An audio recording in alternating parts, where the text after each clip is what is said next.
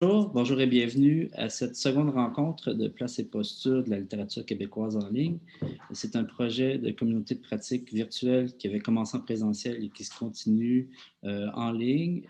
On a adapté le projet autour de textes qu'on a demandé à différentes personnes d'écrire, portant sur des thèmes, des sujets importants en ce qui a trait aux impacts qu'a le changement de culture qui est amené par ce virage technologique, numérique, sur la littérature, sur tous les aspects de la littérature, de la création à la reconnaissance. D'ailleurs, on a eu une rencontre qui portait sur la création, une autre qui portait sur la reconnaissance. Et aujourd'hui, avec le Hakim Châteauneuf, que je vais présenter bientôt, on va discuter découvrabilité. Donc, c'est une formule hybride entre la conférence et la table ronde. Donc, on a des gens avec nous sur Zoom et puis on est aussi diffusé en direct sur Facebook. Donc, les gens qui sont avec nous sur Zoom peuvent poser des questions et intervenir à souhait. D'ailleurs, je vais les présenter. On a avec nous Rafaela Siniscalchi du Centre québécois du théâtre, Adèle Tourque qui représente Planète Rebelle, normalement, Véronique Langlais, qui est chargée de projet chez Culture numérique Québec, devrait se joindre à nous. Je salue Tania Massot, éditrice adjointe chez Alto. De même, Suzanne Leclerc et Alain Lessard de Nuit Blanche, magazine littéraire, devraient se joindre à nous sous peu. Même chose pour Dominique Lemieux, directeur de la Maison de la littérature de Québec. Et René Audette, professeur et chercheur à l'Université Laval, qui est par ailleurs coordonnateur de la cellule Québec du projet interuniversitaire littérature québécoise en ligne. Et je vous présente bien sûr Mariole Lehmann. Mariole est artiste audio et photographe et consultant en culture numérique. Il va co-animer cette rencontre avec moi. Moi, je m'appelle Simon Dumas. Je suis poète et directeur général artistique d'Horizon. Et je vous présente Léochime Châteauneuf, qui est libraire, anthropologue, illustratrice et photographe. Sa passion pour la culture numérique ainsi que le partage libre et je dirais désintéressé du savoir l'a amené à s'impliquer dans la communauté wikimédienne, tant et si bien qu'elle a joint les rangs du conseil d'administration de Wikimedia Canada en 2017, c'est bien ça, Léochime? Oui, c'est bien ça. Et qu'elle a été élue présidente en 2019. De jour, elle travaille à la direction des bibliothèques de la ville de Montréal. Elle a auparavant occupé un poste 10 années durant la BNQ, Bibliothèque et Archives nationales du Canada. Léochime a eu la générosité de rédiger un texte qui porte sur les enjeux et les stratégies de la découvrabilité de la littérature québécoise en ligne. On peut lire ce texte sur le site de Rhizome, la production rhizome.org. Avant d'entrer dans le feu de la conversation, Mariole va synthétiser en quelques mots ce texte qui s'intitule très sobrement Littérature québécoise, Wikimédia et découvrabilité. Donc, bienvenue à tous, c'est parti. Alors, merci Simon. Voilà, en fait, l'idée est de juste mettre la table un peu sur les enjeux qui seront discutés ce matin. Le texte de Léakim est vraiment intéressant. J'ai trouvé que c'est un texte qui établissait vraiment de façon très claire cette question-là qui est très complexe et qui est encore souvent relativement mal comprise. Et donc, bravo Léakim pour ça. J'ai hâte de poursuivre la discussion. Mais donc, c'est ça. Mettons la table un peu. Cette idée qui est importante à comprendre que le web a changé avec le temps. Et cette question-là de la découvrabilité est devenue plus importante que jamais pour différentes raisons. Une des principales raisons, c'est qu'on accède principalement à du contenu culturel numérique, donc via différentes interfaces, et que ces interfaces ont tendance à se simplifier. Et donc, par exemple, maintenant, quand on utilise, par exemple, des outils de reconnaissance vocale comme Siri ou Alexa ou des choses comme ça, au lieu d'avoir une série de pages que nous offrait Google avec la possibilité d'avoir des choix, mais là, on a vraiment une recommandation. Il y a aussi toute la question des algorithmes des algorithmes de recommandation qu'on peut avoir avec évidemment Amazon pour nommer le diable, mais également les algorithmes de recommandation qu'on va avoir chez Netflix, chez Apple Music, chez Spotify, etc. Donc, une grande partie du contenu culturel qu'on consomme nous est poussé à travers des algorithmes de recommandation. Et ces algorithmes-là de recommandation, évidemment, eux, leur rôle n'est pas de pousser certains contenus précis de l'avant. Eux, c'est d'essayer de répondre le plus possible à ce qu'on recherche. Et donc, c'est toujours la même approche. On a besoin pour accéder, pour que ces algorithmes-là puissent travailler, ils ont besoin d'informations quelque part. Et donc, on a un double enjeu. Un premier enjeu qui est comment on va accéder à ces données et comment on fait pour valider ces données-là. C'est-à-dire qu'on ne veut pas accéder à n'importe quelle donnée.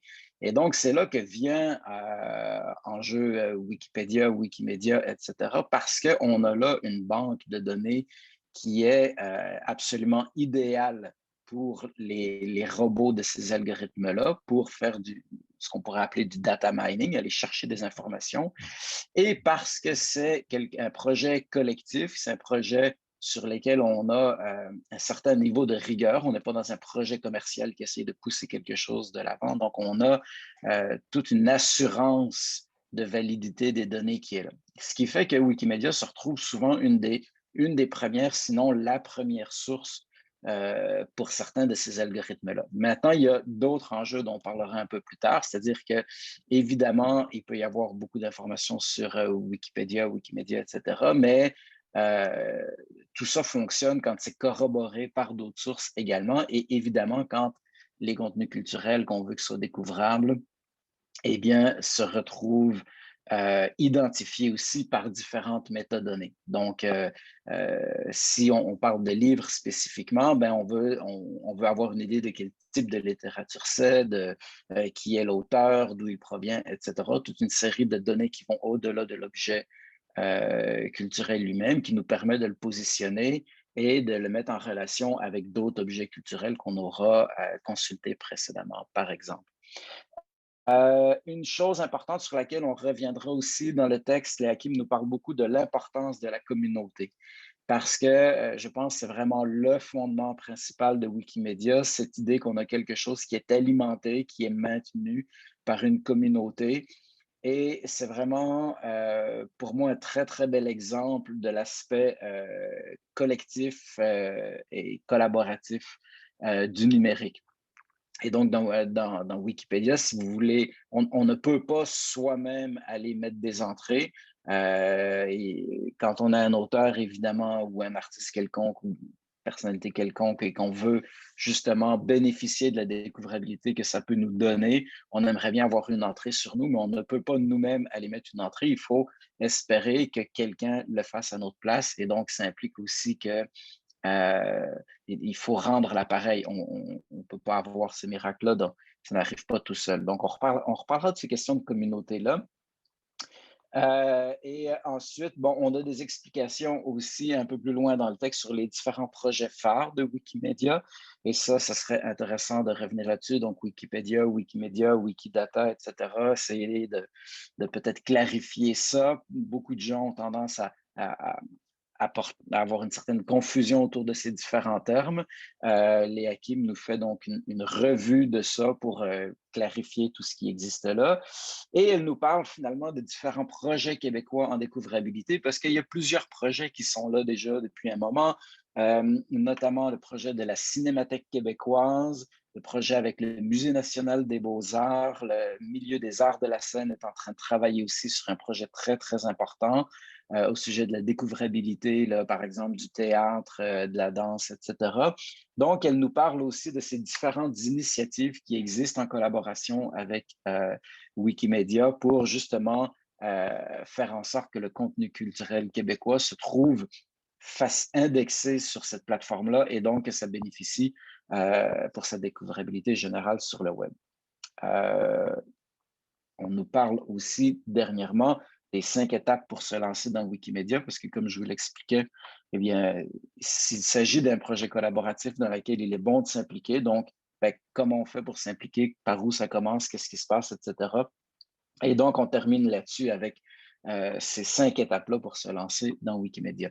Sur ce, je termine ici. Je vais céder la parole à Léa Kim et on pourra lancer la discussion là, de façon plus précise sur certains points que j'ai discutés notamment avec Simon dans une réunion de préparation pour aujourd'hui. Mais avant, Léa Kim, à toi la parole. En fait, Ouais, si tu merci veux bien, beaucoup, Simon. je poserais une Ouais. première question, mon cher Marielle, Bien parce que entendu. j'aimerais bien qu'on vienne un peu à des notions de base, donc savoir la littérature et ceux qui la font. Dans ton Ouais. texte, Léokin, à plusieurs reprises, tu emploies une synecdote très répandue qui consiste à dire le livre pour désigner la littérature. Ouais. Or, je me demandais si le rayonnement de la littérature québécoise en ligne n'allait pas plutôt passer par ceux qui la font, les autrices et les auteurs, plutôt que par son support hégémonique et institutionnel. Mhm. D'ailleurs, on oublie souvent que la littérature est née orale. Elle a pris un virage dû à une nouvelle technologie qui était l'imprimerie. Et donc, on est en train de vivre un autre changement technologique.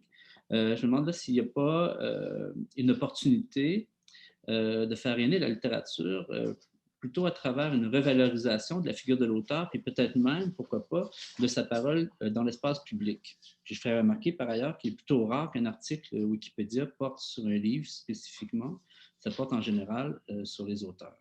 Donc j'aimerais qu'on parle un peu de ça pour Oui, bien commencer. sûr. Ben, tout à fait, Simon, comme tu le mentionnes, la découvrabilité, je crois, passe avant tout par le créateur. Puis quand on parle de créateur, déjà là, il y aura des distinctions à faire en termes de découvrabilité. Dans le texte, je mentionne l'ontologie. Pour ce qui parle d'auteur, ben, ça vient avec une tonne de catégories. Puis où est-ce que se situent ces différentes catégories-là, sous-catégories et catégories, a une place importante en termes de découvrabilité aussi. Mais donc, l'œuvre de l'auteur est rattachée à cet auteur-là. Et je crois que le travail pourrait être fait avant tout sur la découvrabilité des artisans du livre. Tu le mentionnais, Simon, lorsqu'on fait une recherche sur Wikipédia, c'est avant tout les autrices, les auteurs qu'on retrouve plus que les œuvres, parce que souvent, les œuvres ont une vie qui est commerciale et l'information qu'on y retrouve sur Wikipédia est limitée en termes de référencement possible, de références possibles, pardon. Donc, il est plus facile souvent de trouver des sources d'informations complètes, pertinentes et dans les médias sur les artistes que sur les œuvres. Ensuite, peut-être que je reviendrai rapidement sur la distinction entre la découvrabilité et la repérabilité, si tu permets, Simon. Je crois que je l'expliquais bien dans le texte, mais souvent pas comme si on me posait la question tous les jours dans la rue, mais les fois où j'ai eu à l'expliquer, j'aime bien donner une image pour faire comprendre la distinction. Découvrabilité, c'est un terme qui est à la mode, mais ça ne date pas d'hier. La découvrabilité sur le web a ses particularités, mais la découvrabilité dans la vie de tous les jours, on la vit au quotidien. Quand on prend une marche, on découvre des choses. Donc, c'est des choses qu'on ne cherche pas. Si moi, comme jeune étudiante, je fais un premier voyage à Paris, peut-être que quelqu'un m'a fait une recommandation. Donc, une amie me fait une recommandation sur la base de ce qu'elle connaît de la personne. On peut déjà faire des parallèles avec les algorithmes et les recommandations qu'on a sur le web. Donc, elle me dit, quand tu vas être à Paris, va voir cette petite librairie-là, elle est extraordinaire. Donc, j'ai des informations pour me rendre à cette librairie en question. Je vais avoir l'adresse, je vais avoir peut-être une image de la devanture, je sais où est-ce que je m'en vais. Donc, ça, c'est la repérabilité. Donc, je peux retrouver cette librairie-là ayant les informations pour y aller. Chemin faisant, juste à côté de la librairie, je vois un magnifique petit café sympathique avec terrasse. Ce n'était pas du tout dans mes plans de m'arrêter dans un café, mais j'ai découvert ce café-là. Pourquoi? Parce qu'il y a des éléments qui sont rattachés à la repérabilité. Donc, en allant repérer un objet que je recherchais, dans ce cas-ci, une librairie, j'ai découvert un café qui me plaît, qui est dans mes goûts et sur lequel je vais pouvoir m'asseoir sur la terrasse pour lire le livre. Donc, sur le web, c'est un peu le même concept. On a des éléments qui sont rattachés les uns aux autres. Dans le cadre de l'exemple que je donne, les deux ont une adresse, ont une façade, sont visibles. Le café n'est pas dans un arbre caché dans une cour arrière. Mais il est sur le chemin de ce que je recherchais, cette librairie. Donc, c'est un peu le parallèle qu'on peut faire avec ce qu'on retrouve en ligne. Donc, c'est une image pour bien comprendre la distinction quand on parle de découvrabilité par rapport à la repérabilité. Pour revenir à la posture de l'auteur, en fait, versus le document, le livre ou l'œuvre, je crois que sur la base des bases de données disponibles, puis là, on pourra peut-être tout à l'heure parler de Wikidata, les deux peuvent être facilement liés un à l'autre lorsqu'on fait nos recherches. par les données liées qui sont disponibles sur Wikidata lorsqu'on les met en relation. Mais pour tout le travail qu'il y a à faire sur Wikipédia, bien là, c'est là, puis on pourra peut-être en reparler quand on parlera de communauté, qu'il y a un grand travail à faire en termes de contenu. Déjà, les auteurs, les artisans du livre sont peu présents sur Wikipédia. Ils sont présents, mais souvent très peu développés. Et encore moins le livre. Malheureusement, quand on fait une recherche sur Google, Myriel le mentionnait tout à l'heure sur la question de la réponse unique, là, si on utilise les assistants vocaux. Si je demande quel est le livre, une recherche classique, là, livre québécois, fiction, meilleur 2020. Ben là, Google, mon assistant vocal, va avoir beaucoup de difficultés à me donner une réponse. Il va plutôt probablement afficher une liste de résultats plutôt que de me donner la réponse unique. Dans cette fiche de résultats-là, ben, en cliquant sur un lien, on va probablement amener sur Google Books où est-ce que le lien pour faire l'achat du document, en ce moment, ça serait Renaud Bré. Il y a probablement eu une entente entre Renaud Bré et Google à un certain moment, mais les liens ne fonctionnent pas. Donc, parce que le livre n'est pas disponible sur Wikipédia, ce lien ne se fait pas. Alors que si je prends une œuvre populaire qui aurait sa page Wikipédia, en faisant la même recherche, je vais arriver directement sur la page Wikipédia du document. Et là, avoir l'information plutôt que de simplement arriver sur une option d'achat du document. Puis ce travail-là, il est fait par toute une communauté, comme on l'a dit. Myriel parlait de s'impliquer dans cette communauté-là. Les Wikimédiens, wikipédistes de ce monde qui travaillent bénévolement à insérer et à ajouter toutes ces informations-là sur Wikipédia sont issus de plusieurs milieux. Des fois, oui, du milieu des arts, de la culture.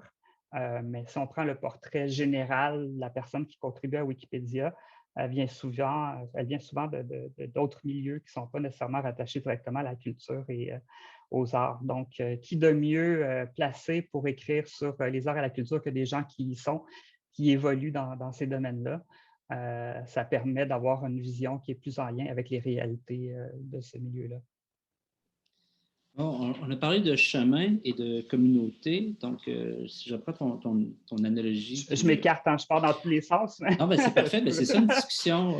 C'est parfait. Donc, si je reprends l'analogie du voyage à Paris et puis d'aller visiter une librairie recommandée par une amie, puis d'en trouver une autre sur le chemin, je me demande si le chemin d'une œuvre littéraire vers son lecteur n'est pas justement en train de changer. Et donc, ce chemin-là se faisait, bon, évidemment, l'écrivain envoie un manuscrit à un éditeur qui décide ou non de le publie, ensuite le distributeur, toute la chaîne de la promotion du livre, les salons du livre, les publicités dans des revues spécialisées, la couverture de presse et le rôle clé et essentiel du libraire en librairie ou en chemin vers un livre dont on a entendu parler dans Le Devoir, par exemple, dans un autre journal. Tout à coup, on rencontre un libraire qui nous parle selon nos intérêts, d'autres lectures qui pourraient nous intéresser. Il y a déjà là un peu une communauté, en tout cas une relation humaine, interpersonnelle, qui fait découvrir des choses, qui fait découvrir des lectures. Et puis, évidemment, quand on baigne dans un milieu, il y a toutes les connaissances. Donc, moi, il y a des auteurs que je ne connais pas personnellement, il y a des auteurs que je connais personnellement, des livres d'amis que je vais lire parce que c'est des amis. Donc, encore là, on revient à cette notion de communauté. Dans un contexte numérique, ce chemin-là, puis même le chemin vers la reconnaissance, le chemin vers l'institution, qui est la publication, donc la reconnaissance par les pairs, quel devient-il? Puis quel est le rôle que la découvrabilité vient jouer dans ce chemin-là? Puis là, je veux réitérer là, aux participants, nos amis participants sur Zoom qui peuvent intervenir. Là, je sais qu'il y a des spécialistes de la question et des éditeurs dans le groupe. Sentez-vous très à l'aise d'intervenir? Donc, c'était ma question. Oui, puis tu l'as mentionné, Simon, puis je le répète, à tout moment, vous pouvez m'interrompre et lever la main, poser une question, ça va me faire plaisir, puis ça va peut-être m'aider à recadrer mon discours. Pour ce qui est du chemin du livre, de l'œuvre, de l'auteur jusqu'au lecteur, le modèle de découvrabilité qui est existant, donc ce qu'on pourrait appeler un algorithme de recommandation naturelle par ses pairs, par ses collègues, ses amis, la famille, les bibliothécaires en bibliothèque ou les libraires en librairie. Ce système de recommandation-là, il est en place depuis toujours, continue à fonctionner, fonctionne bien. Mais les habitudes de consommation des arts et de la culture des Québécois se transforment. On peut décider de s'adapter et puis de voir comment on peut réussir à s'intégrer dans cette transformation-là ou rester avec un mode classique, mais ça serait passé à côté de ce qui devient un mode de consommation de plus en plus présent. Les recherches, Myriel le mentionnait tout à l'heure en faisant un résumé du texte, les recherches ont tendance à se transformer d'une recherche sur les moteurs de recherche où est-ce qu'on a une tonne de résultats et là, on va chercher la réponse qui nous intéresse à une réponse unique. Avant, Google offrait plusieurs réponses. Maintenant, il offre une réponse unique. Aux États-Unis, c'est près de 50% qui utilisent les commandes vocales pour faire des recherches. À travers le monde, on est autour de 20-25%. Donc, les gens n'ont plus la possibilité, dans le fond, d'avoir plein de réponses. Ils ont souvent une réponse unique. Et ces réponses-là sont malheureusement de plus en plus basées sur des algorithmes, donc sur les pratiques déjà de consommation en ligne ou de recherche de ces usagers-là qui font la recherche. Donc, une bonne façon pour le monde du livre en général, puis là, ça va de l'auteur à l'éditeur, au distributeur, tout le monde qui est intégré dans les bibliothèques et les libraires, tout le monde qui est dans la chaîne du livre a son rôle à jouer, je crois, de bien positionner les œuvres québécoises pour que les algorithmes, les moteurs de recherche prennent en considération les différents éléments d'information qui sont rattachés aux œuvres et aux auteurs. C'est comme ça que quelqu'un qui a fait beaucoup de recherches sur la littérature de science-fiction, parce qu'il est fan de science-fiction, quand on va faire des recherches, on va se faire recommander des œuvres qui vont être en lien avec la science-fiction. Et si l'information n'est pas disponible pour les moteurs de recherche, il n'y aura pas cette recommandation-là qui sera faite. Donc, tout ce qui était la recommandation organique qui existait avec nos pairs, les libraires, les bibliothèques, la promotion qui est faite par les éditeurs, les salons du livre, tout ça, ça se fait très bien, mais c'est à court terme, mais ça n'a pas une grande pérennité en termes de repérabilité. Si on transpose ça dans le monde du web, il faut que l'information soit là. Si l'information n'est pas là, déjà, on passe à côté. Puis si l'information est là, il faut qu'elle soit bien placée, bien référencée, bien repérable pour ensuite être découvrable. Donc, je crois que pour le monde littéraire québécois, c'est un travail qu'il y a à faire. Comme on le mentionnait avec des projets qui ont cours en ce moment à la Cinémathèque, avec le Wiki-projet pour les arts de la scène, le Musée des Beaux-Arts, le Musée national des Beaux-Arts à Québec, vont de l'avant en rendant accessibles ces informations-là pour qu'elles soient plus repérables et en faisant des liens en plus avec, par exemple, dans le cas du Musée national des Beaux-Arts, en faisant des liens avec leur propre site web qui crée des liens entre Wikipédia et le site web qui favorise encore plus la repérabilité et la découvrabilité, puisque les projets Wiki sont très bien référencés. Puis on parle souvent des grands joueurs du web, là, les GAFAM de ce monde, ceux qui ont les monopoles sur bien des champs du web, utilisent ces données-là et référencent très bien Wikipédia et Wikidata parce que c'est considéré comme des sources d'informations fiables. Il y a d'autres projets. Dans le cinéma, par exemple, Internet Movie Database est utilisé amplement par Google, par les GAFAM pour aller chercher de l'information. Mais pour tout ce qui est littérature québécoise, il y a peu d'informations disponibles. Il n'y a pas ces méga bases de données auxquelles peuvent s'abreuver les robots des GAFAM. Je crois que Wikidata pourrait être cette source d'informations-là pour s'abreuver d'informations, pour alimenter l'algorithme. Puis, je parle beaucoup de GAFAM et de grands joueurs, mais je veux juste amener très rapidement un commentaire à cet effet-là. Oui, c'est évoluer dans un monde avec des gros éléphants, puis on est la petite souris qui se promène là-dedans puis qui essaie de trouver sa place. Puis, les GAFAM s'alimentent à un travail qui est fait par une communauté, un travail qui est bénévole, dont les GAFAM bénéficient. Mais à mes yeux, c'est un très petit prix à payer pour rendre une information qui est disponible à plein d'autres projets. que ce soit DuckDuckGo, par exemple, qui est le moteur de recherche libre ouvert, qui retient aucune information, utilise les informations de Wikipédia. Plusieurs catalogues de bibliothèques peuvent intégrer, par exemple, la fiche biographique ou même bibliographique tirée de Wikipédia à leur catalogue, ce qui permet d'aller chercher l'information sur un auteur, par exemple, qu'on découvre. Donc, il y a beaucoup de bénéfices à rendre cette information-là disponible, puisqu'elle est gratuite en termes d'utilisation, en utilisant des licences libres, et peut être utilisée de façon à toutes les sauces, en fait. Léa Kim, j'aimerais revenir sur quelque chose dont tu viens de parler un peu, puis c'est aussi quelque chose dont j'avais discuté au préalable avec Simon.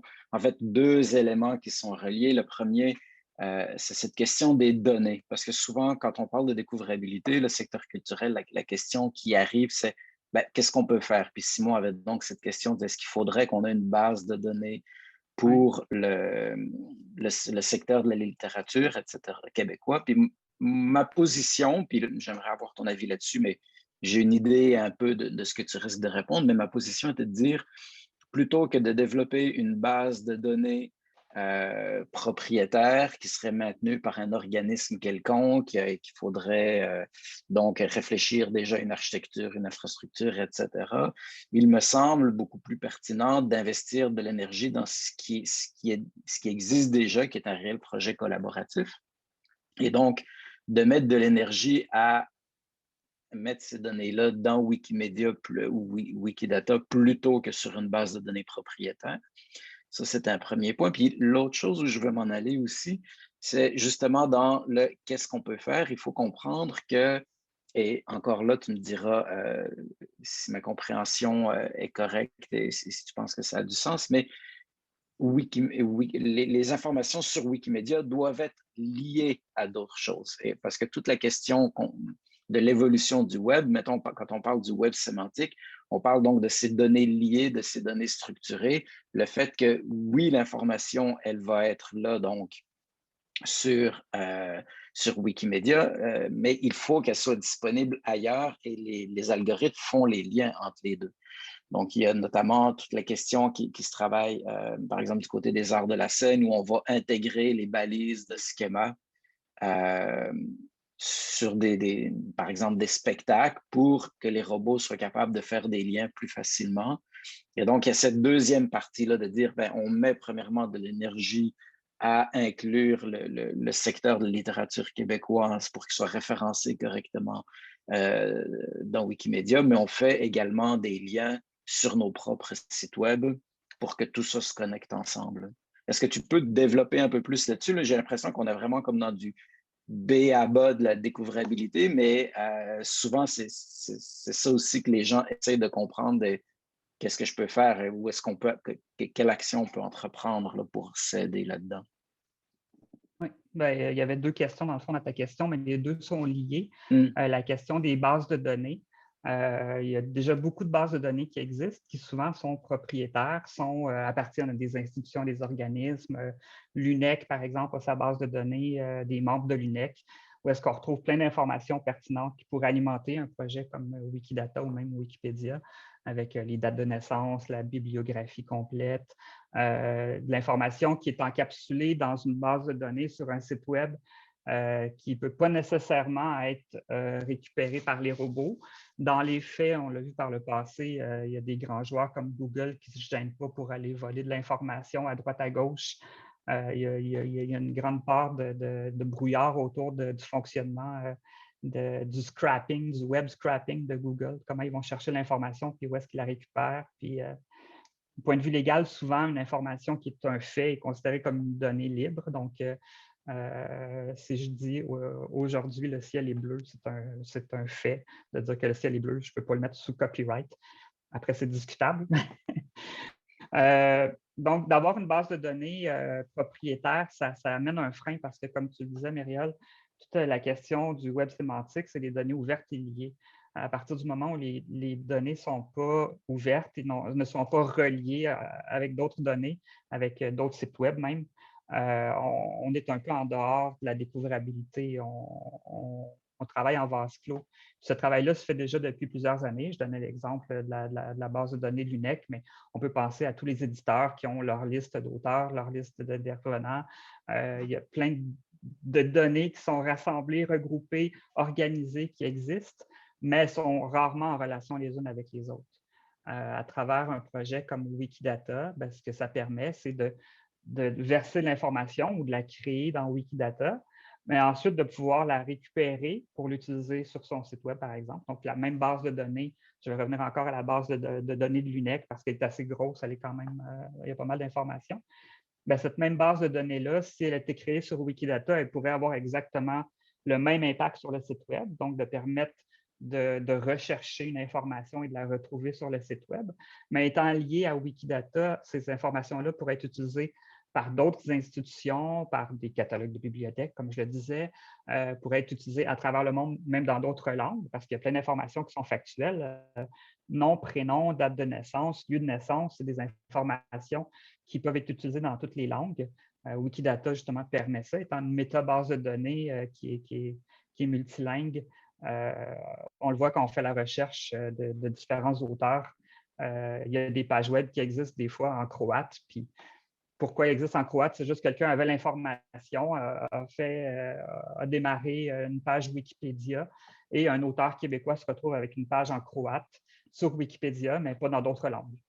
Mais parce que l'information était disponible, bien, cette création-là a été possible.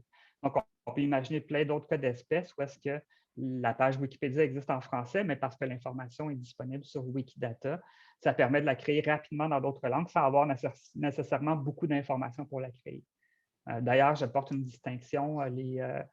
Les critères d'admissibilité pour une page Wikipédia varient d'une langue à l'autre. C'est chaque communauté linguistique qui décide des règles. En français, on est probablement une des Wikipédias les plus strictes en termes d'admissibilité de contenu. Ça vient avec ses avantages et ses inconvénients. Quand vient le temps d'y participer, de contribuer, c'est un frein pour quelqu'un qui débute sur Wikipédia. Mais ça permet d'aller chercher une meilleure qualité en termes de contenu.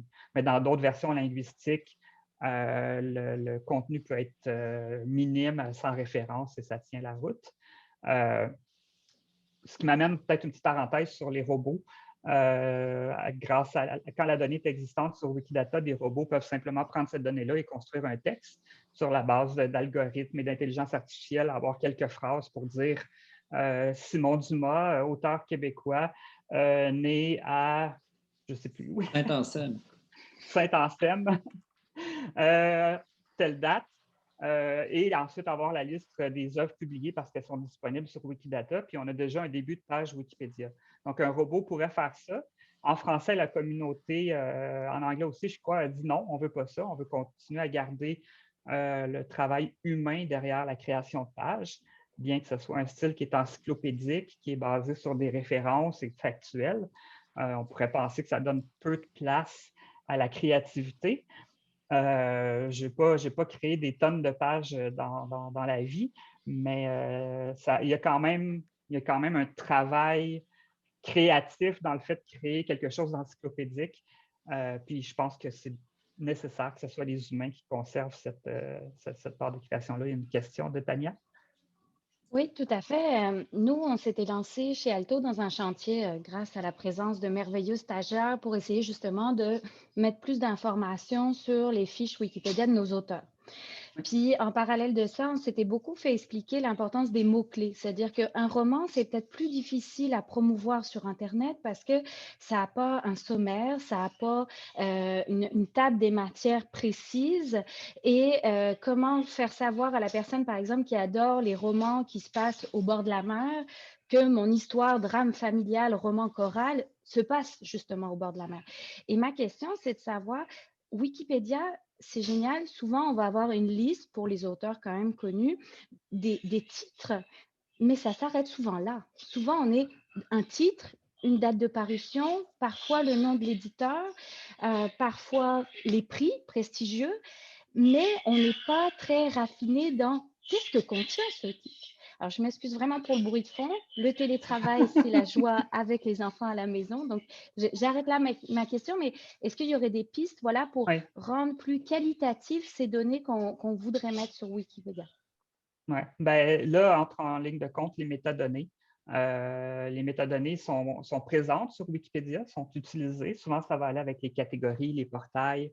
Il y a de l'information qui est ajoutée aux pages qui permet d'être repérée. Mais c'est vraiment la force de Wikidata qui permet d'ajouter les métadonnées au contenu. Puis là, par exemple, d'avoir un roman, puis de pouvoir ajouter plein de mots-clés qui sont en lien avec le contenu du roman, c'est possible. Puis ça permet justement ensuite de les regrouper. Quelqu'un qui dirait, moi, je cherche un roman québécois historique qui se déroule en Gaspésie dans les années 30. Mais si le travail d'ajouter des métadonnées de l'information dans la fiche Wikidata concernant ce roman-là a bien été fait, est avancé, ça va permettre de faire ces liens-là. Je vous dirais, sans le cacher, que les recherches que j'ai faites à date me démontrent qu'il n'y a pas grand travail qui a été fait à cet effet-là. Dans la francophonie en général, là, je ne parle pas juste du Québec, même des recherches simples pour retrouver, par exemple, dans les dernières semaines, en préparation du texte et de la rencontre d'aujourd'hui, j'ai fait des recherches pour voir qu'est-ce qui existe comme éléments structurés en lien avec la littérature québécoise sur Wikidata et faire des recherches comme femmes, auteurs québécois, nés au Québec. Très simple, ça n'amène pas beaucoup de résultats comparativement à ce qui existe dans l'univers littéraire québécois. Donc, je pense qu'il y a un grand travail à faire à cet effet-là. Pour ce qui est donc de la distinction de Wikipédia et Wikidata en termes de contenu, Wikipédia va permettre d'ajouter beaucoup plus d'informations textuelles descriptives qui, elle aussi, peut être repérée par les mots-clés présents dans le texte. Ça se fait déjà, mais c'est moins structuré que ce qu'on retrouve dans Wikidata.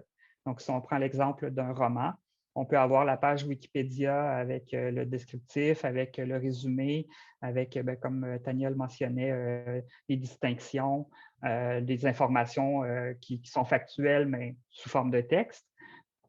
Alors que dans la fiche Wikidata, on va avoir vraiment de l'information qui va permettre d'avoir des données qui sont mises en relation avec d'autres données.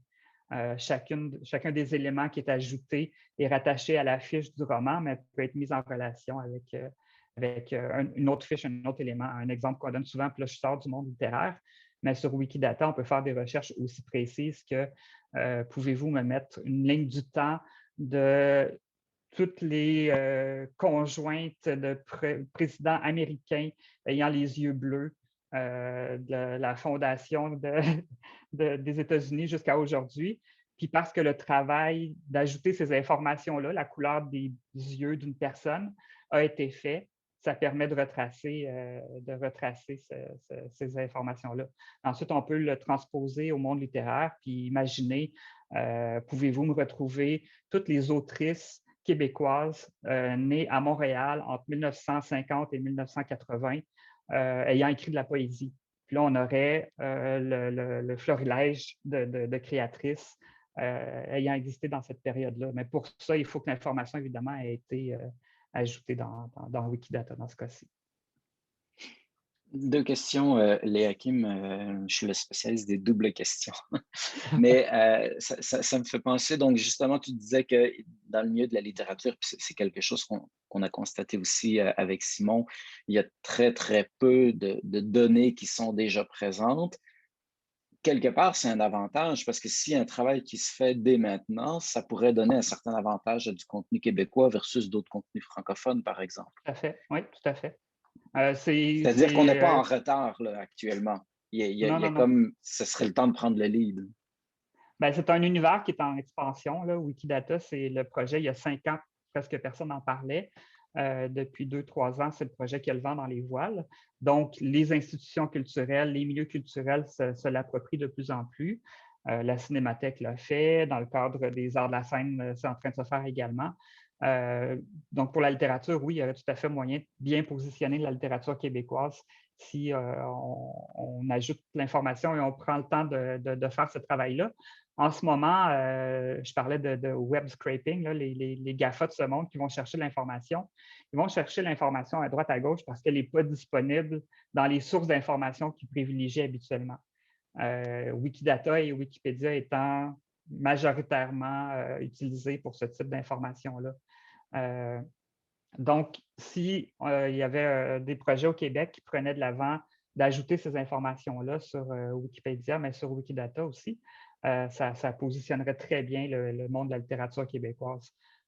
Ne serait-ce qu'en termes des exemples de recherche que je donnais pour le milieu littéraire. Hein. Ça peut servir au niveau de la recherche, ça peut servir au niveau de rédaction, au niveau des éditeurs pour démontrer la présence d'un éditeur, par exemple, dans l'univers littéraire québécois.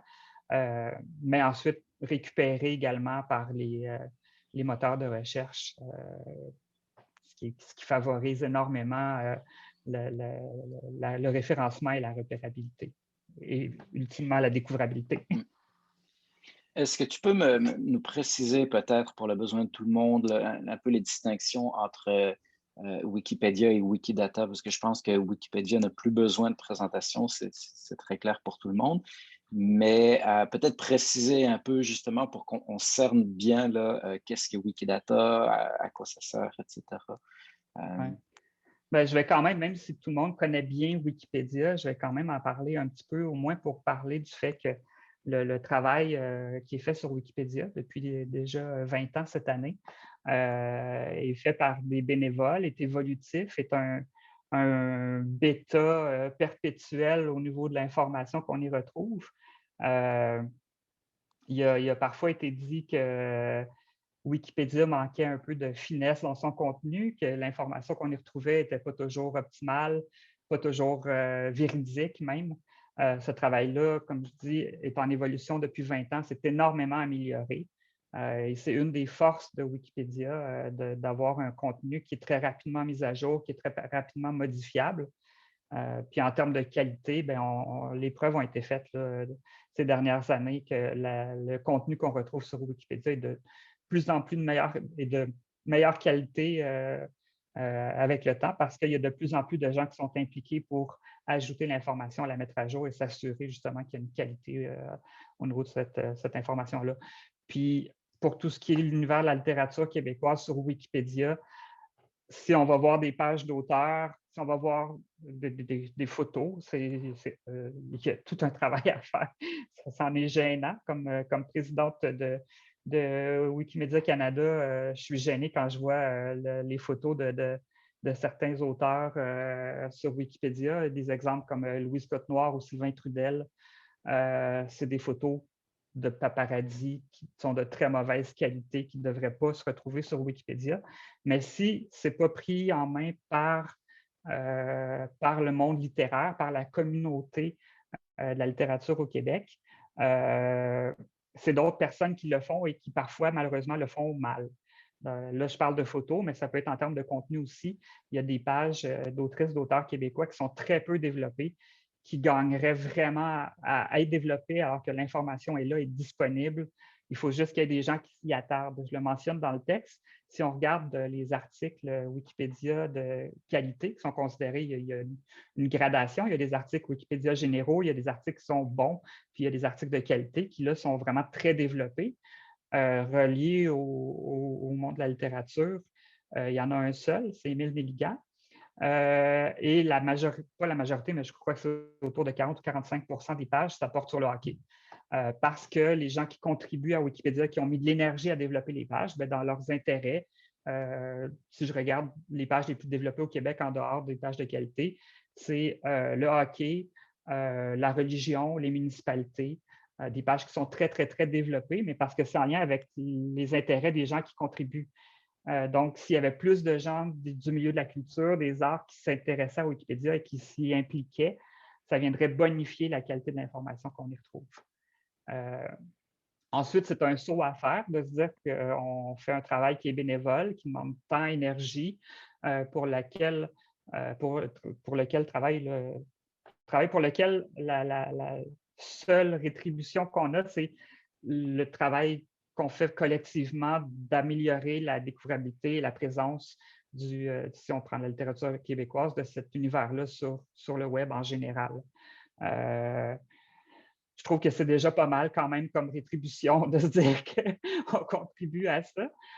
Mais c'est un saut à faire, de se dire dans nos temps libres, on va contribuer, mais ça peut être aussi organisé à travers des projets. On le fait à Wikimedia Canada en encourageant différents projets. Il y a des projets qui existent au sein des institutions qui peuvent porter cette amélioration-là de la découvrabilité sur le web en passant entre autres par Wikipédia.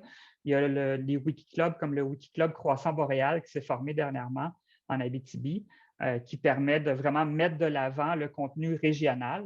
Donc, Croissant Boréal qui inclut Abitibi, nord de l'Ontario, nord du Québec, et à travers le travail d'agents de découvrabilité qui, à contrat, sont rémunérés pour participer à mettre en place une communauté qui crée du contenu, bien, sont en train de donner une belle place à ces régions-là sur Wikipédia et sur Wikidata. Donc, ça peut être fait de façon concertée autour de projets, puis ça, on l'encourage. C'était ma grande parenthèse sur Wikipédia. Il y a un appel à la mobilisation là, ici. Ben, je le répète peut-être pas assez souvent, mais je pense que je vais leur dire une ou deux fois d'ici la fin de la rencontre. Ce travail-là passe pas par les. Il ne faut pas que ça repose sur le dos de chaque individu. Ça ne devrait jamais l'auteur, tu le mentionnais, Marielle, au début. Un auteur, souvent, va faire comme je n'ai pas de page sur Wikipédia ou ma page est vraiment moche puis j'aimerais l'améliorer. Ce n'est pas recommandé parce que c'est rare qu'on est neutre en parlant de soi-même.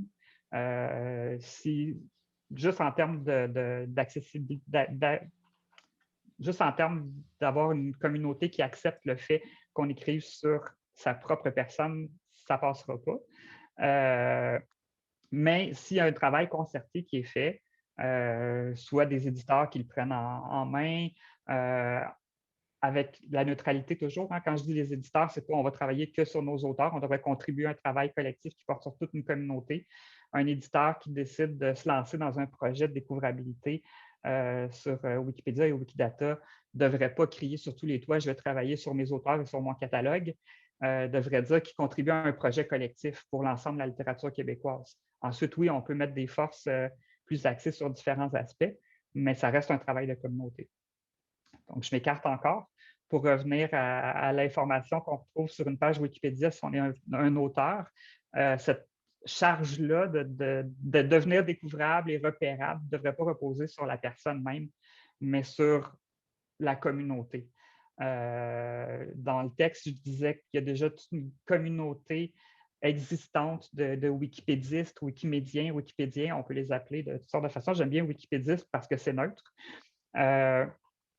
Bien, cette communauté-là travaille sur les sujets qui naturellement les intéressent. J'ai parlé de hockey, de religion, des municipalités, mais on peut quand même facilement aller chercher cette communauté-là pour des projets et dire, regardez, nous, on veut mettre de l'avant la littérature québécoise, la culture québécoise. Là, il y a plein de gens qui vont se greffer à un projet comme ça et qui vont ajouter de l'information. Je le vois constamment de gens. Je fais un appel sur les médias sociaux et je viens de créer la page de Mithy Arjouk, par exemple, autrice Inuk qui a écrit le livre Sanak.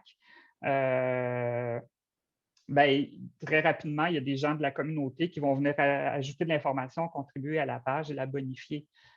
Parce que j'ai fait un appel, parce que je disais, regardez, il y a ça qui existe qui devrait être amélioré en termes, c'est quelque chose d'important. On parle peu de littérature des Premières Nations au Québec, de plus en plus, mais la présence au-delà des médias, la présence sur le web est très peu développée quand on parle de découvrabilité. Donc, de faire des appels comme ça vient fédérer les forces de la communauté qui ne demandent que ça, dans le fond, donner une meilleure visibilité à nos contenus québécois, qu'ils soient culturels, historiques. Le wikipédiste qui passe des heures et des heures à développer une page sur un joueur de hockey, ça va lui faire plaisir de le faire, mais ça va lui faire plaisir aussi de contribuer à un projet qui est collectif parce que c'est ça la nature même des projets comme Wikipédia, Wikidata et compagnie. Donc, je vais en venir à Wikidata pour faire la distinction après cette longue bifurcation. Wikidata, c'est une méta-base de données qui rassemble donc les savoirs, mais sous forme de données. Donc, c'est beaucoup moins textuel. L'information qu'on va retrouver va prendre la forme de dates, de titres, de mots-clés. Et ça permet vraiment de favoriser la découvrabilité en termes de données liées, ouvertes. On parlait de web sémantique tout à l'heure. Si je dis Simon Dumas est né à, tu me rappelles, c'est où, Simon?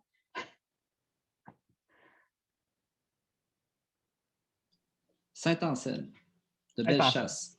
OK, de Bellechasse. Je crois que sur Wikipédia, c'est écrit Lévis. Fait que toi, il y aura à aller En chercher. fait, c'est toujours la question parce que je suis né à l'hôpital de Lévis. Donc, Ah, je suis vraiment né physiquement. J'étais à Lévis quand je suis né. C'est là qu'était l'hôpital. Mais aussitôt que ma mère a eu son congé de l'hôpital, on est rentré à Saint-Anselme. Voilà. donc, pour faire la distinction, sur Wikipédia, on aurait la phrase « Simon Dumas est né à Saint-Anselme ». On ira le modifier parce que c'est écrit Lévis. Alors que sur Wikidata, ça prend la forme vraiment de données. Donc, on aurait probablement que l'élément s'appellerait Simon Dumas, mais on aurait ensuite Simon, prénom, hein, Simon, qui est un prénom commun, nom de famille Dumas. Donc, déjà, on a 2 données qui peuvent être mises en relation avec plein d'autres données. Tous les Simons de ce monde sont reliés au prénom Simon.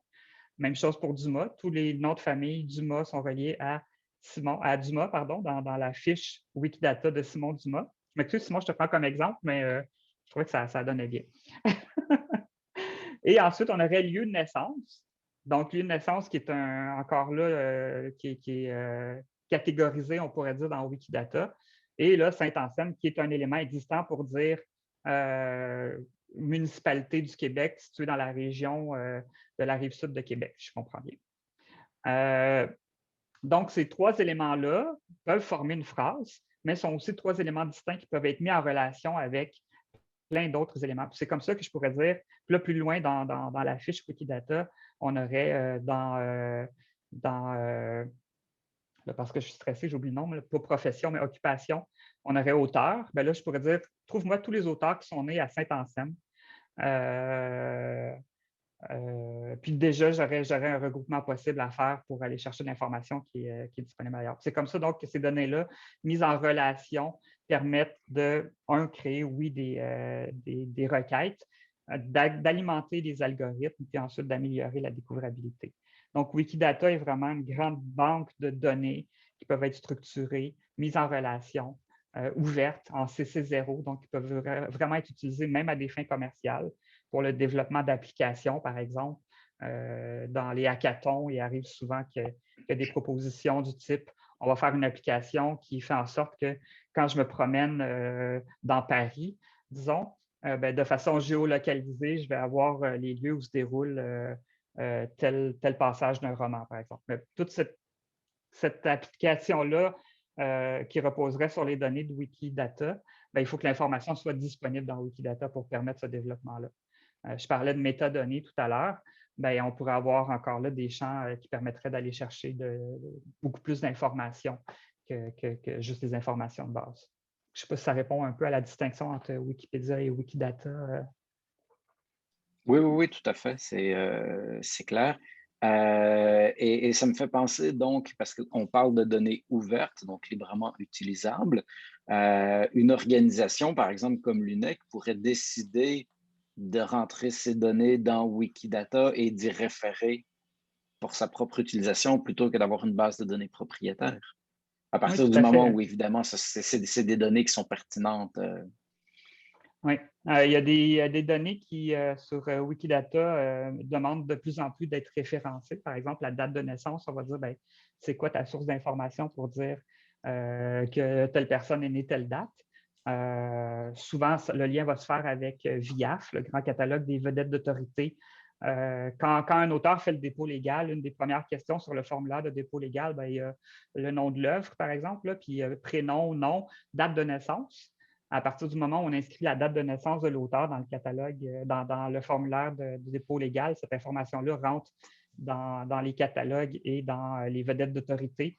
Et il y a VIAF, qui est cette grande base de données de vedettes d'autorité du monde entier, de plusieurs institutions qui rassemblent tout ça. Et puis là, on retrouve comme ça la date de naissance. Je le mentionne parce que c'est souvent un élément qui est délicat. La date de naissance, parmi les demandes qu'on a à Wikimedia Canada, il arrive quand même quelques fois par année que des gens nous écrivent pour dire ma date de naissance est sur Wikipédia, puis je ne suis pas à l'aise avec ça. On est, j'ai envie de dire, neutre. C'est un des grands principes fondateurs de Wikipédia, la neutralité. Si l'information est disponible publique, elle peut se retrouver dans Wikipédia et ça fait partie des règles du jeu, malheureusement. Fait que je ne sais plus pourquoi je parlais de la date de naissance, mais je vais revenir à l'exemple que tu donnais de l'UNEC qui pourrait utiliser ces données pour Wikidata. Donc, oui, tout à fait. Même ne serait-ce qu'en général, quand on a un catalogue, on a un identifiant unique qui permet d'identifier chacune des lignes, dans le fond, de notre base de données, qui, en général, dans le cadre de l'UNEC, ce sera probablement par autrice ou par auteur.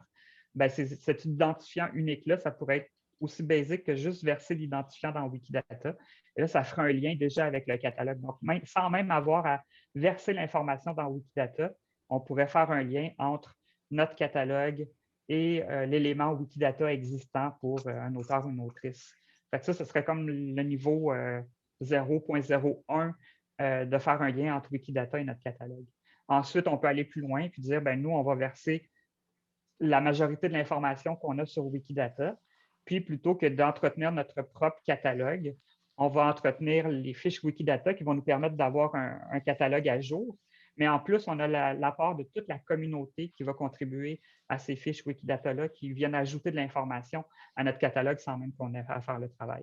Je parlais des photos tout à l'heure. Et le fait que c'est un catalogue qui serait plus repérable qu'un catalogue propriétaire et fermé. Oui, tout à fait, tout à fait. Là, non seulement il est plus repérable, plus découvrable, il peut être utilisé à la grandeur du monde par d'autres institutions, mais en plus, comme on fait beaucoup de liens entre notre site Web et Wikidata, on améliore en plus le référencement de notre site Web, puisque quand Google fait son scrapping, il va regarder les liens forts qui existent entre Wikipédia, Wikidata et les éléments qui y sont rattachés. Donc, en créant plus de liens, ça devrait normalement améliorer le référencement et la découvrabilité. C'est vraiment intéressant tout ça. D'ailleurs, je sais que, par exemple, la table des lettres du Conseil de la culture de Québec rêve de créer un répertoire régional des écrivains de Québec et Chaudière-Appalaches. Moi, ce que je comprends, c'est que le mieux, ce serait plutôt d'alimenter Wikidata puis de faire... est-ce qu'on peut faire des sous-ensembles en mettant le champ Québec, Chaudière-Appalaches? Oui, tout à fait. Il y a possibilité de créer des catégories, des sous-catégories ou des éléments dans Wikidata qui permettraient de faire ces regroupements-là. Ensuite, le travail pourrait très bien être fait pas directement dans Wikidata, parce que ça peut faire peur aux gens, mais de se créer une base de données en ayant en tête de se dire, ben, le but de cette base de données-là, déjà, on va la structurer de façon à ce qu'elle soit facile à intégrer à Wikidata. Là, récupérer l'information, voir, bon, l'information qu'on a récupérée, est-ce qu'on met tout sur Wikidata ou on se garde une part de ça, on désire en garder le contrôle. La partie, je reviens encore à l'UNEC parce que c'est l'exemple que j'ai en tête, le plus récent, mais la partie biographie d'auteur, peut-être que ça, on va se dire, ben non, ça, nous, c'est, je ne sais pas, dans le cadre de l'UNEC, qui les rédige, d'où est-ce qu'elles viennent? Est-ce que ça vient de l'éditeur? Est-ce que ça vient de l'auteur? Est-ce que c'est l'UNEC qui y travaille? Mais on pourrait dire ça, ce champ-là, cette colonne-là dans notre base de données, nous, on veut garder le contrôle sur cet élément-là. Mais tout ce qui est nom, date de naissance, bibliographie, ça, on aimerait que ça soit interactif, donc que la mise à jour se fasse sur Wikidata et qu'ensuite, ça soit rapporté dans notre base de données. Donc, ça peut être des options hybrides comme ça aussi qui peuvent être mises de l'avant. Donc, c'est infiniment configurable. Les passerelles qu'on peut faire entre Wikidata, des bases de données propriétaires ou nos sites Internet. C'est la beauté de la donnée liée ouverte. La donnée qu'on met sur Wikidata peut être utilisée à toutes les sauces. Ensuite, c'est sûr que si notre base de données reste propriétaire sur notre site Web, ça peut diminuer la possibilité d'interaction. Donc, la donnée, on pourrait dire qu'il y a un travail d'édition qui est fait et que la base de données, il y a un travail éditorial qui a été fait, donc elle est propriétaire et on a un copyright dessus. Mais encore une fois, je reviens à l'apport que ça a à la communauté de libérer les données, de libérer l'information. À partir du moment où on la rend accessible, où on la rend disponible à tous, ça lui permet de circuler, de voyager. Je fais beaucoup de photos dans mes temps libres. Je suis photographe amateur et une de mes contributions aux nombreux projets Wiki passe par la grande médiathèque qui est Wikimedia Commons, qui alimente tous les projets. Et à travers des projets comme Tapis Rouge, ben, je prends en photo des auteurs, des artistes, des personnalités publiques pour améliorer la qualité des images qu'on retrouve dans les projets comme Wikipédia ou Wikidata? Bien, au départ, ça a été un travail personnel de me dire, OK, ben là, je vais faire des photos que je vais mettre sous licence libre, qui peuvent être utilisées même à des fins commerciales, qui peuvent se retrouver, c'est arrivé quand même à plusieurs reprises dans des médias qui les réutilisent pour illustrer un article, des grands médias, là, pas des journaux étudiants. Il y a une part de, OK, j'accepte le fait que le travail que je fais contribue à améliorer la découvrabilité puis le rayonnement de la culture québécoise, sert à toute une communauté, sert à la nation québécoise, si je le dis. Mais en contrepartie, c'est possible que ça soit utilisé même à des fins commerciales. Fait que ça, c'est un travail aussi à faire personnel. Ça ne fait pas si mal que ça. J'en reviens à dire que l'apport que ça a, la portée que ça a de rendre accessible ce matériel-là est beaucoup plus grand que le petit pincement au cœur que ça fait de voir que c'est récupéré par des grands médias ou les GAFA de ce monde. On a parlé de beaucoup de choses.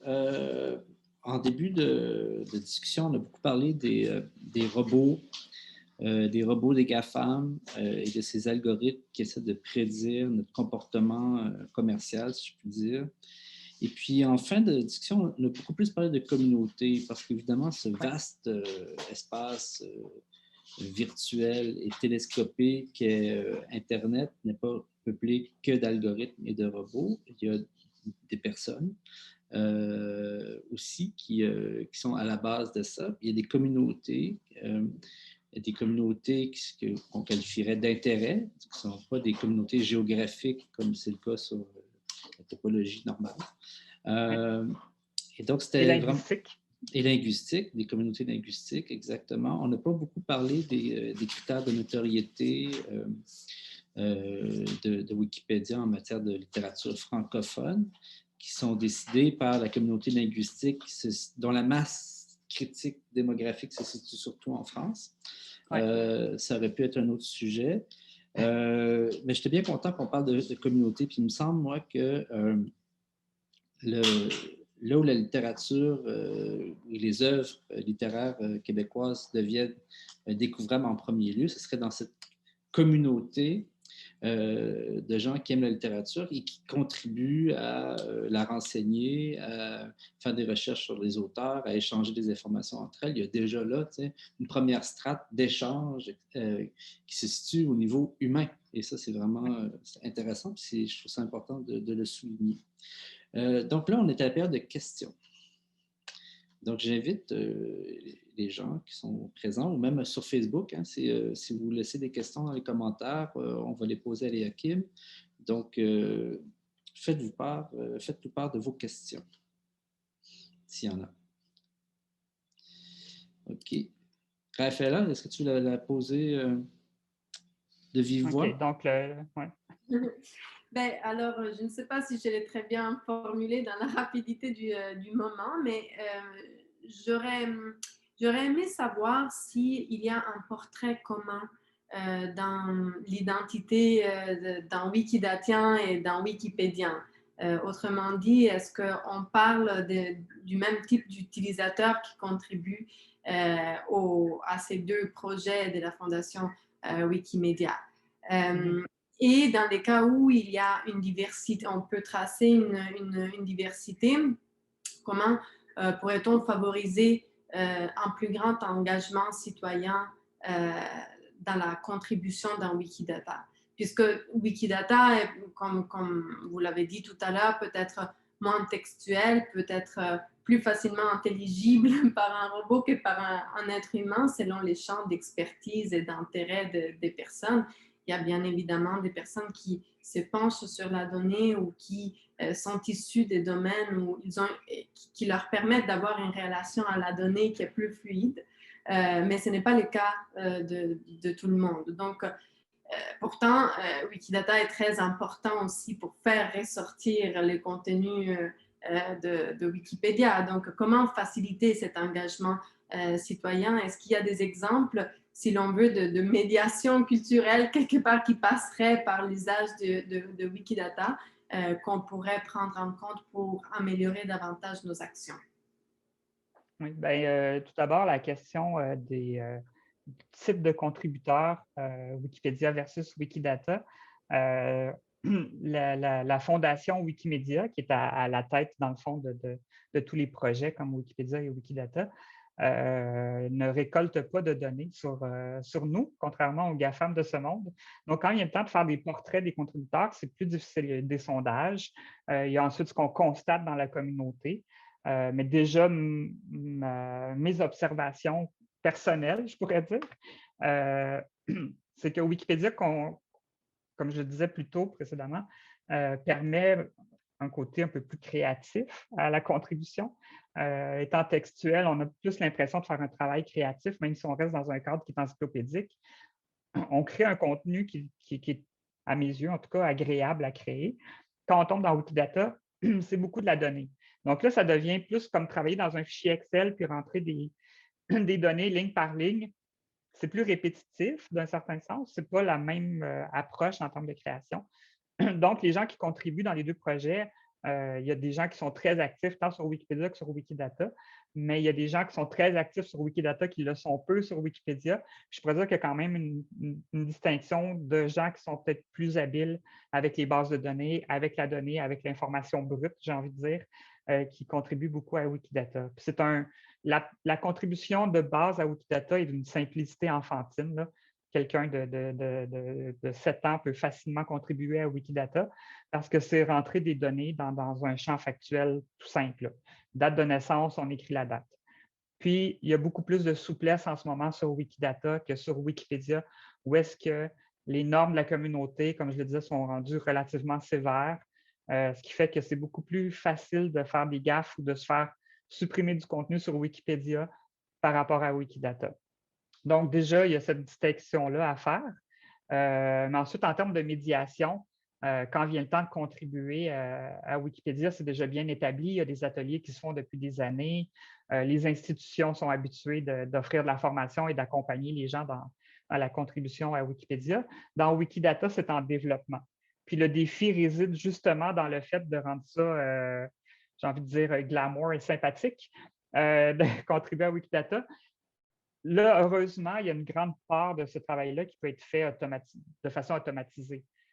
Si je prends l'exemple de la Cinémathèque québécoise, par exemple, qui a versé ses identifiants dans Wikidata, mais ce travail-là n'a pas été fait manuellement, une ligne à la fois. Ça peut être fait de façon automatisée à travers des outils qui vont prendre la base de données déjà existante, réussir à aller chercher l'information qu'on veut, ce qui n'est pas toujours simple, hein, parce que les formats varient énormément d'une institution ou d'un projet à l'autre, pour ensuite pouvoir ramener cette information-là dans Wikidata. Donc, il y a beaucoup d'automatisation qui peut être faite dans Wikidata par rapport à Wikipédia. Je ne sais pas si ça répond relativement à la question.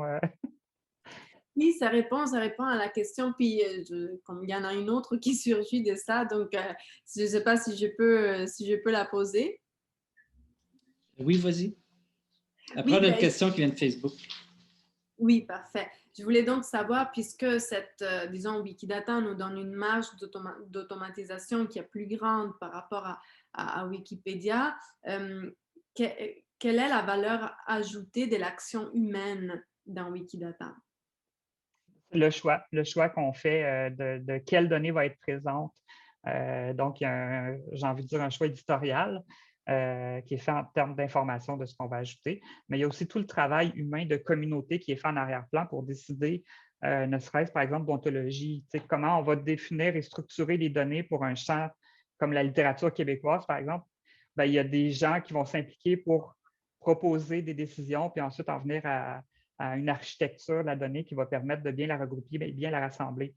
Un exemple qui est complètement en dehors de la littérature, mais lors d'ateliers en Haïti, auquel Wikimedia Canada participait, on voulait répertorier les églises de Port-au-Prince. On s'était dit, dans un exercice, on va montrer comment on peut faire une cartographie de toutes les églises de Port-au-Prince en ajoutant les données à Wikidata avec leurs données géographiques.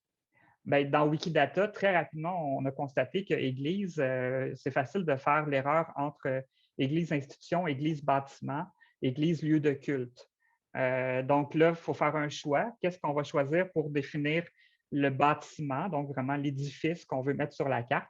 Puis, lors de cet atelier, on s'est rendu compte qu'il y a plein de participants qui n'ont pas choisi la bonne catégorie, on pourrait dire, pour église. Puis, ça faisait en sorte que notre cartographie ne donnait pas les résultats qu'on voulait. Donc, ces décisions-là doivent être faites de façon concertée dans le cadre de la littérature québécoise, par exemple, par la communauté qui serait impliquée. Puis d'où encore, je le répète, l'importance de s'impliquer, parce que si on n'est pas impliqué, on n'a pas notre mot à dire. Si on arrive plus tard dans le processus, dans le bateau, puis qu'il y a déjà quelque chose qui a été enclenché, bien là, c'est plus difficile de faire valoir son point ou de défaire ce qui a déjà été fait. En ce moment, je crois que le terreau est fertile pour la littérature québécoise pour développer quelque chose, puis il y a beaucoup à faire, il y a peu qui a été fait. Fait que de s'impliquer rapidement va permettre de contribuer à cette structure-là, puis diriger les énergies aussi là, dans ce qu'on veut pour améliorer la découvrabilité et le rayonnement de la littérature québécoise. Donc, mot-clé, modélisation. Ouais. Donc, on a une question de Frédéric Ardel qui nous suit sur Facebook. Et la voici, je lis. Est-ce qu'il n'y aurait pas moyen d'avoir une entente avec la BANQ pour avoir des données tirées du SQTD? Je sais qu'il y a des questions de droit, qu'il y a des intérêts commerciaux, SDM, point d'interrogation. Mais en ce qui concerne la collection nationale, est-ce qu'il n'y aurait pas des exceptions? Pour donc, le Service québécois du traitement documentaire, qui, entre autres, travaille avec les vedettes d'autorité, les vedettes matières, il y aurait certainement un travail qui pourrait être fait. Il faut voir ensuite, je ne connais pas assez bien les droits en termes d'utilisation. Le répertoire des vedettes matières, qui est à l'Université Laval, a certainement un droit d'auteur sur le développement de ces vedettes matières-là. Les vedettes matières étant les sujets rattachés, par exemple, à un ouvrage, à un livre. Là. Donc, quand on cherche dans un catalogue, on va avoir souvent des facettes qui nous permettent de repérer si c'est un ouvrage de science-fiction qui touche l'autochtonie au Québec. Mais BANQ est déjà très impliqué dans plein de projets wiki, a fait des ateliers depuis 2013. Wikipédia, s'est impliqué dans Wikidata, a accueilli la grande Wikiphonie. Donc, il y aurait certainement au moins une ouverture à analyser ce qui est possible puis poser des questions à BANQ pour voir si le service québécois du traitement documentaire pourrait contribuer quelque part. Mais c'est sûr que les institutions de savoir comme ça, qui détiennent dans le cadre de la littérature, par exemple, des ressources et énormément d'informations qui est centralisée. Hein. Si on va par éditeur, chaque éditeur, son catalogue a ses informations personnelles. BANQ regroupe toutes ces informations-là à travers son catalogue, mais aussi le traitement documentaire. C'est sûr que ça serait une avenue intéressante à explorer. Raoul Duguay est impliqué dans la wikiphonie, l'infonie, wikiphonie. Ça serait bien. Oui, il pourrait être porte-parole. Ajouter une petite couleur. Oui, c'est ça, oui, ça, ce serait bien. On va... Merci beaucoup, Léa-Kim Châteauneuf. Entre autres postes prestigieux, présidente de Wikimedia Canada. On arrive tout doucement à la fin de notre rencontre. On peut prendre une dernière question s'il y en a une. Sinon, est-ce qu'il y en a une déjà? Mais il y avait une question dans le chat du Zoom par rapport au CSV c'est et Excel. Tania Massot qui disait, Tania, est-ce que tu veux intervenir? Léa-Kim, vous y avez un peu répondu parce qu'au début, j'ai eu un peu peur quand vous disiez, alors c'est un enfant de 7 ans peut remplir des champs de données dans une grille. Puis là, je me dis, oula, mais on parle d'un travail herculéen.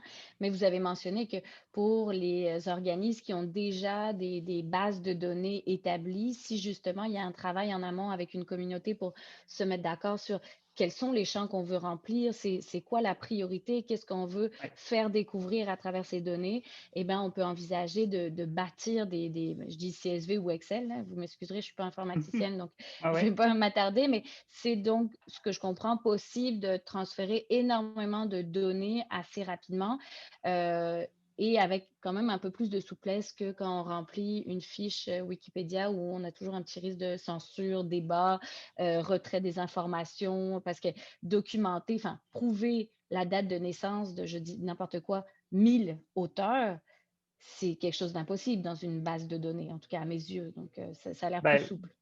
Ouais, ben, il y a des outils qui existent, puis il y a du développement informatique qui est fait par la communauté, mais on a également des consultants qui peuvent permettre ce développement-là. Puis je parlais de l'exemple d'avoir une référence pour chacune des dates de naissance des auteurs, mais il ne serait probablement pas impossible de rédiger un script qui, dans notre fichier Excel, permettrait de vérifier dans VIAF, que je mentionnais tout à l'heure, s'il y a une date de naissance correspondante, puis là, d'ajouter la référence à chacune de ces lignes-là.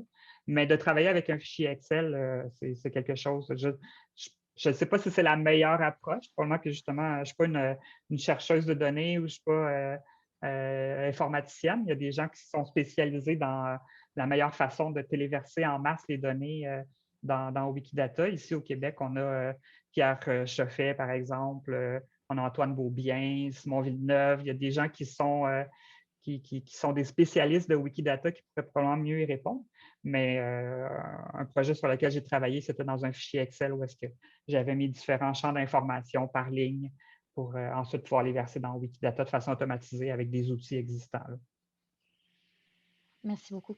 Donc, ça, c'est une bonne nouvelle parce qu'il y aurait moyen, parce qu'il y a déjà du contenu qui existe là, sur des bases de données propriétaires, donc il y aurait moyen de façon assez rapide d'alimenter Wikidata avec du contenu. Tout à fait. Moi, je le répète sans arrêt, libérer les données. Si je pouvais aller manifester avec une pancarte, là, ça serait libérer les données. Les données existent. Les gens ont souvent tendance à s'imaginer que libérer les données, ça veut dire qu'on prend toute la base de données puis on la lance dans l'univers. Puis ça, les gens sont moins à l'aise avec ça parce que souvent, il y a tout un travail qui a été fait pour les construire, ces bases de données-là. Puis là, de les donner à tout le monde, comme je disais tout à l'heure, c'est un travail qui n'est pas évident à faire. Mais d'aller sélectionner seulement certains éléments, c'est déjà un premier pas qui peut être relativement facile. Je mets des guillemets à facile, mais qui permet de rapidement tester des choses. Comme l'exemple que je donnais de la Cinémathèque qui m'a son identifiant unique dans les films qui ont été identifiés dans Wikidata existant. Ça fait tout de suite un lien entre le catalogue de la Cinémathèque et la fiche Wikidata d'un film qu'ils ont dans leur collection. Parce que si je résume l'essence de ton texte, puis ce dont on a discuté ce matin, cette ouverture-là des données serait réellement très, très bénéfique pour la découvrabilité du contenu québécois. Donc, si je prends une organisation, par exemple, comme UNEC, ou je prends un éditeur, ils ont tout avantage à ouvrir ces données-là parce que ça va avoir une retombée très directe sur la découvrabilité du contenu qui va être ouvert. Ouais, ben, le parcours de la découvrabilité passe par la disponibilité de l'information, donc la rendre repérable, qui, à partir du moment où elle est sur Wikidata ou Wikipédia, devient très bien référencée, parce que, comme je le disais précédemment, c'est des projets qui sont très, très bien référencés par les GAFA, mais par tous les autres projets, les DuckDuckGo de ce monde, les moteurs de recherche moins populaires. Puis ensuite, à partir du moment où c'est bien référencé puis qu'il y a des liens, bien là, elle devient découvrable puis ça fait rayonner cette information-là. C'est drôle, c'est comme s'il y a une Cadillac stationnée. C'est comme s'il y a une Cadillac stationnée devant puis que tout le monde hésite à prendre le volant. Bien, parce que c'est un univers qui est peu connu. Hein? On est face à beaucoup d'inconnus. Il y a toute la relation, je l'ai répété, il faudrait faire les statistiques, là, mais j'ai dû le répéter 20 fois pendant la rencontre, des GAFAM et des grands joueurs qui ont un monopole. C'est imposant là, de se dire qu'on rentre dans un univers où est-ce qu'eux sont très présents. Là, je parlais de gros éléphants, puis on est la petite souris qui se promène là-dedans. Il y a quelque chose de malaisant à se lancer, mais on peut se lancer vraiment en petits pas pour rendre accessibles ces données-là.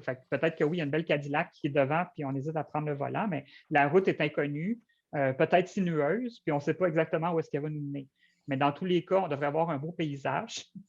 Ça va permettre vraiment de faire rayonner. On met la musique fort, là, puis c'est du Québécois qui joue, puis tout le monde va l'entendre en passant. Là. Fait qu'on la fait rayonner. Oui, c'est ça, il y a quelque part une question de responsabilité aussi. Oui, bien, c'est la question de de rendre ce contenu-là accessible. Ouais.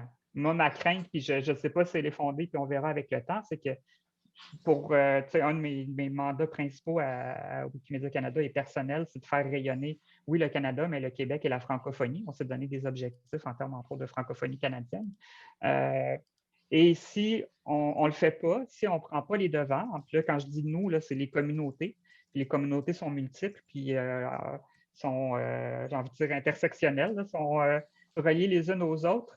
Si ces communautés-là ne font pas le travail, bien, les GAFAM de ce monde, qui représentent 95 de ce que les gens recherchent, c'est à travers ces plateformes-là, bien, eux vont faire le travail, puis ils vont le faire comme ils peuvent, en allant chercher de l'information à droite, à gauche, à travers Google Books, qui fait des liens bizarres, pas toujours avec les bonnes personnes aux bons endroits, parce que leurs sources principales d'information en ce moment, qui sont Wikipédia, Wikidata et certains autres projets, mais très majoritairement ces deux projets-là, si l'information n'est pas là, ils vont faire du scrapping à droite, à gauche, puis ça donne des résultats qui sont très inégaux et qui ne sont pas toujours, en tout cas, adéquats en termes de découvrabilité. Très rapidement, je le mentionnais dans le texte, mais les knowledge graphs de Google, là, les petites boîtes qu'on a quand on fait la recherche, puis on a l'information en bref, c'est devenu un outil tellement essentiel qu'il y a des firmes de marketing qui se spécialisent sur comment réussir à avoir une super, comment ça s'appelle en français, panneau dynamique, un super panneau dynamique sur Google avec l'information que vous voulez y avoir. Puis, dans les 2 premières étapes, c'est avoir sa page Wikipédia puis créer ses éléments au Wikidata, parce que c'est ce qui est récupéré pour créer en grande partie ce panneau dynamique-là. Ça serait dommage que ça tombe entre les mains que de firmes de PR qui vont faire ce travail-là. Je pense que ça devrait appartenir à la communauté pour que la communauté en bénéficie. Donc, moi, j'encourage tous et toutes à s'engager, malgré, bien qu'on soit la petite souris contre l'éléphant, s'engager avec l'espoir au cœur, en ayant en tête que dans Star Wars, à la fin, c'est la rébellion qui gagne contre l'Empire. Donc, Eliakim Châteauneuf, merci beaucoup. Ça va conclure ce 3e épisode des rencontres en ligne Place et Posture. C'est le 2e épisode public, mais le 3e épisode en tout de Place et Posture de la littérature québécoise en ligne. La prochaine activité du projet se tiendra le 21 mars de midi à 13h30. C'est une classe de maître sur littérature et jeux vidéo avec Carl Vincent. Donc, les infos seront sur le site web de Rhizome, ou si vous tenez absolument à amener de l'eau au moulin d'un membre des GAFAM, vous pouvez aussi nous suivre sur Facebook. Voilà. Merci à tous et à toutes. Encore une fois, merci beaucoup, Eliakim Châteauneuf. Et puis, j'ai dit Carl Vincent. Carl Terrien. Carl Vincent, c'est celui qui fait les chroniques de sport à CBC le matin. Excusez-moi. J'ai deux fils qui se sont touchés. Ça, je fais ça souvent. Il va y avoir des données liées. Il y avait des données liées. Il y avait des données liées, c'est ça, oui. Mon épouse travaille pour CBC, puis j'écoute CBC le matin. Donc, Carl Vincent, qui est le technicien et reporter sport. Donc, non, Carl Terrien. Carl Terrien, merci Frédéric Dubé de me rappeler à l'ordre. Et là-dessus, je vous souhaite une excellente journée à tous et à toutes. Bonne journée.